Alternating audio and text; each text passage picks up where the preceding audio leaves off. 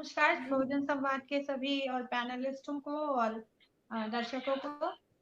मैं भारत जोड़ो यात्रा से नहीं, भारत जोड़ो अभियान से के सचिव हूँ। और वो अभियान सिविल सोसाइटी को और तमाम जन संगठनों आंदोलनों को जोड़ने के लिए है।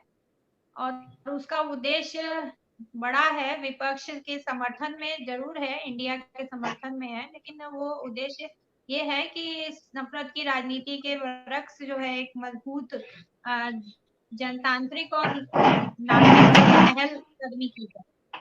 तो पहली चीज ये। दूसरा, मैं जुड़ी हूँ, जो मैंने परिचय में भी बताया, कि लोकतांत्रिक राष्ट्र निर्माण अभियान से।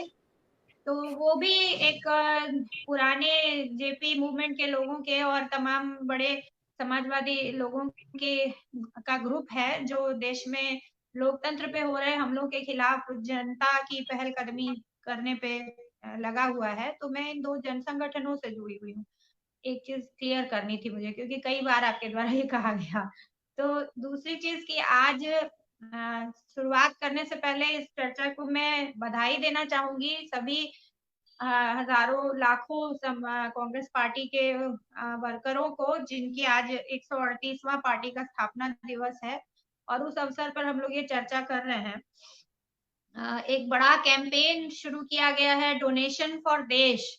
मतलब पार्टी के द्वारा जो है क्राउड फंडिंग की जा रही है, एक मोबिलाइजेशन है, और जिसमें 6.5 करोड़ के करीब जो है अंशदान आया है, जिसमें 138 रुपए से लेकर के और 13,000 रुपए तक का मात्र डोनेशन लिया जा रहा है जनता से और कार्यकर्ताओं से, जो भी है। तो ये, और दूसरी तरफ एक यात्रा की घोषणा अभी कल ही हुई है कि 14 राज्यों से, जो पूर्व से लेकर के मतलब पश्चिम वाली यात्रा, जो एक दक्षिण से उत्तर की तरफ यात्रा चली थी, उसके दूसरा पार्ट है, वो चलाई जाएगी राहुल गांधी जी के नेतृत्व में, जिसका प्रस्ताव पार्टी की कार्यकारिणी में किया गया है। तो एक पार्टी की ही यात्रा के तौर पर उसको देख रहे हैं लोग। लेकिन मैं जो नैरेटिव बनने जा रहा है उससे बात कर रही हूँ कि आज का जो महत्वपूर्ण एक रैली हुई है पार्टी के तरफ से, नागपुर में जाकर अपना स्थापना दिवस पे महारैली की गई। तो ये एक बड़ा संदेश है, जिसको मैं ये तीनों चर्चाएं इसलिए कर रही हूँ कि पॉलिटिक्स में नैरेटिव बनाना विपक्ष का मुख्य काम होता है, जो नेशनल लेवल पे क्रिएट किया जाता है। एक तरफ वो पार्टी है जो 22 जनवरी को अभी राम सो कॉल्ड राम मंदिर की राजनीति जो करती है, वो अपना चुनाव कैंपेन 22 जनवरी से राम मंदिर के उद्घाटन से, जो अभी बना नहीं है पूरा, उसका उद्घाटन करके करने जा रही है देश में। और दूसरी एक राष्ट्रीय पार्टी जो प्रमुख विपक्षी पार्टी है, वो नैरेटिव बना रही है कि जो मणिपुर है वो अभी तक जल रहा है, और वहां पे जो लड़ाई है वो दो एथनिक ग्रुप्स की लड़ाई कराई गई है, नफरत की राजनीति खड़ी की गई है, उसके बरक्स सामाजिक न्याय की राजनीति का नैरेटिव बनाया जाए। इसीलिए उसका नाम सामाजिक न्याय यात्रा रखा गया है। तो इनको समझना चाहिए। दूसरी तरफ वही कहूं कि जो सत्ताधारी पार्टी है जिसके साथ उनको लड़ना है, वो इलेक्शन बॉन्ड्स के जरिए पैसे इकट्ठा कर रही है, जिसका 90% हिस्सा उसके पास है। किसी पार्टी के पास आज की डेट में उनके बराबरी की तो बात छोड़ दीजिए, उसका 10वां हिस्सा मुश्किल से चंदे के रूप में जाता होगा। अगर कोई विपक्ष के साथ जुड़ करके उसको चंदा देने की कोशिश करे, किसी उद्योगपति, किसी छोटे बड़े व्यापारी, तो उसके घर पे छापा पड़ जाता है। तो ये सारे हालात के बरक्स उन्होंने दूसरा नैरेटिव ये बनाया कि भाई अब जनता सपोर्ट करे तो हम ये लड़ाई लड़ पाएंगे। तीसरा जो ये नैरेटिव है कि भैया ये विचारधारा की लड़ाई है, जिसमें बहुजनवादी, समाजवादी, गांधीवादी सारे लोग एक साइड हैं, और दूसरी तरफ एक दक्षिणपंथी विचारधारा है, सावरकर और गोडसे की विचारधारा है। तो वो इसलिए नागपुर में जाकर के ये कार्यक्रम किया गया है।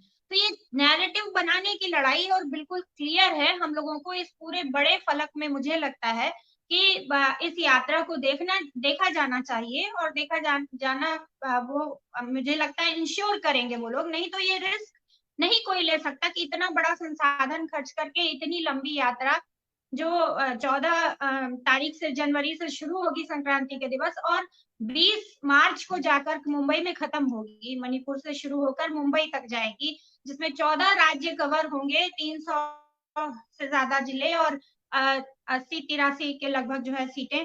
तो ये सारा कुछ जो है जो कवर किया जा रहा है वो एक पॉलिटिकल मैसेज जरूर है, लेकिन पॉलिटिक्स केवल चुनाव की पॉलिटिक्स या जीत हार की पॉलिटिक्स नहीं होती है। देश का मानस बदलने की और लॉन्ग टर्म में लोगों को किन मुद्दों के प्रति सचेत करना है, उसकी लड़ाई है ये।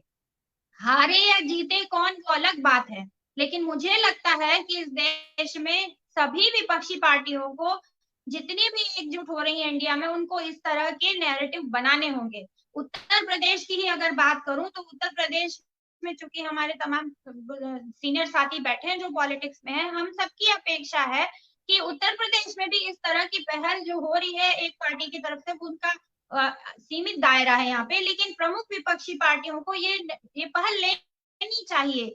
70-72 जिले हैं, अगर वहाँ एक वैचारिक रूप से, और समाजवाद का तो गढ़ रहा है, मैं पूर्वांचल से आती हूँ, बनारस से, तो मैं जानती हूँ कि एक समय में जितना भी पूरा वो मतलब वैचारिक नेतृत्व रहा है वो यही इसी विचारधारा से रहा है। तो वो आपकी जो जमीन है, बुनियाद है, उसको मजबूत करने की लड़ाई भी लड़नी होगी, और लोगों को दिखेगा भी कि हाँ ये जमीन पर सड़कों पर लड़ रहे हैं। क्योंकि घोषणा भी यही हुई कि पार्लियामेंट से तो आपने बाहर कर दिया 150 के लगभग सांसदों को, पार्लियामेंट में आपका माइक बंद कर दिया जाता, आपको बोलने नहीं दिया जाता, मीडिया में आपको चलने नहीं दिया जाता। तो अब आपके पास कोई और तरीका नहीं है, आप डायरेक्टली लोगों के बीच जाइए और उनसे संवाद करिए और जमीन पर उतरिए, सड़कों पर उतरिए, तभी बात बनेगी कुछ, और कहीं आप लड़ते हुए नजर भी आएंगे।